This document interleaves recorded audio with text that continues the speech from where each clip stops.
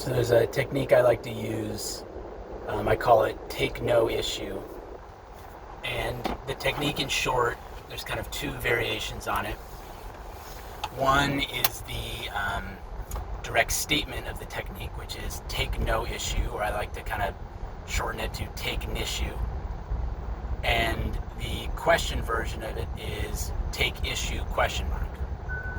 And so in a nutshell, the technique is simply you make a commitment to the technique, and then as content arises, either within or from without, you just ask yourself, either silently or you can use it expressively, take issue, or you can do it in the more assertive statement, which is take no issue or take nissue. And a couple thoughts or suggestions on the technique. I think the question version is the better one to use, especially to start, because what it does is it reminds you in any given moment where you have awareness that you have a choice whether to take issue with what's going on or not. And if you listen to a lot of the good teachers out there, what they'll tell you is arguing with reality, taking issue with reality, taking issue with what is really at the root of all suffering. And so strengthening this inner muscle within you, which recognizes when you're about to take issue or when you're tempted to take issue, and then provides you with a choice point of whether to take issue, can be a virtuous and helpful practice. If you're going to use the assertive technique, take no issue, what I recommend with this and all other techniques is don't see it as a demand, don't see it as a requirement, because that then feeds into ego stuff. The better approach, I believe, is to see it instead as an invitation, as an opportunity, maybe at most as an uninsistent encouragement. Now, as you use this technique, what you'll find is it puts you into, at least it puts me into unusual head spaces in a good way. So you'll be going along, something will come up, you'll think, some political issue you're upset about, something going on in your life that's upsetting you, maybe something going on in your body that's upsetting you. And you just ask, take issue? And as you get into that choice point, one thing you'll notice with technique is sometimes something will arise in you that does take issue, right? So say, for example, you're thinking about a political topic, right? You're going through your Twitter feed, you come across something that triggers you. You then use the technique and you ask, take issue? And you'll notice maybe a voice comes up in you that does take issue. What you'll find with the technique is constantly refreshing, and it's unconditional, and it's always in the now. So you read the political topic, right, in your Twitter feed. You feel that little squeeze in your body, that little lump in your throat, that little heat in your chest or your forehead. And then you hear that voice arise within you that starts grumbling about it or growling about it, right, complaining about it.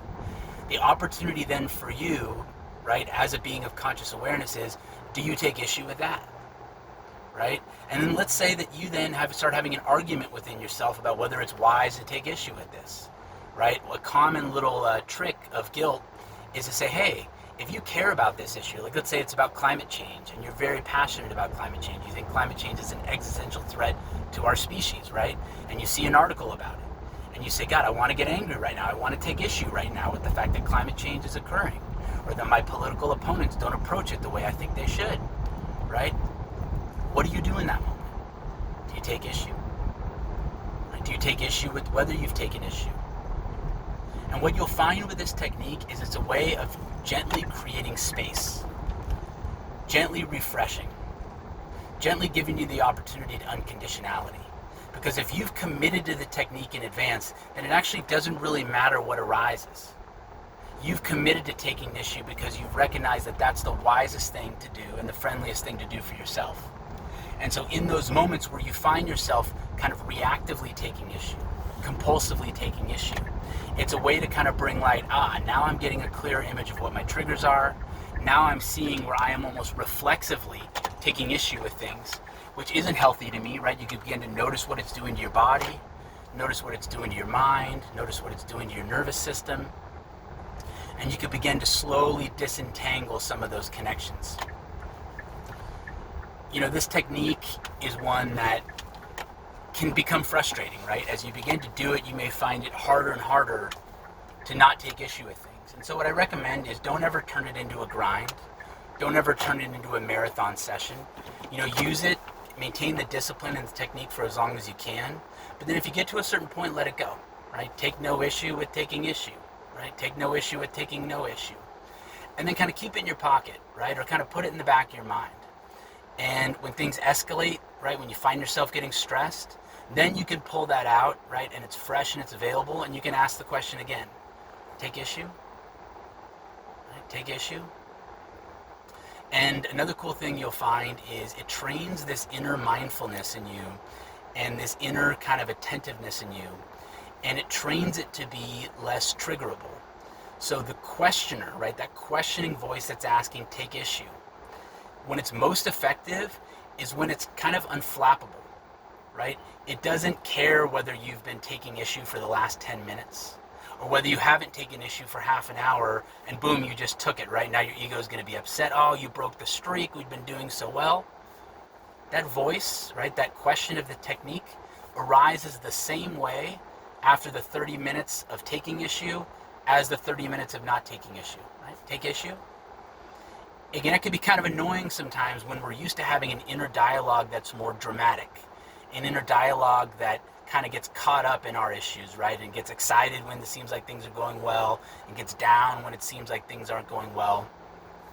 If you train this little inner voice in you, this more neutral witness, to just arise and to provide wisdom, right, when it's needed, it really can provide a bit of a refuge from the usual cycling and the addictions and the triggers and things like that.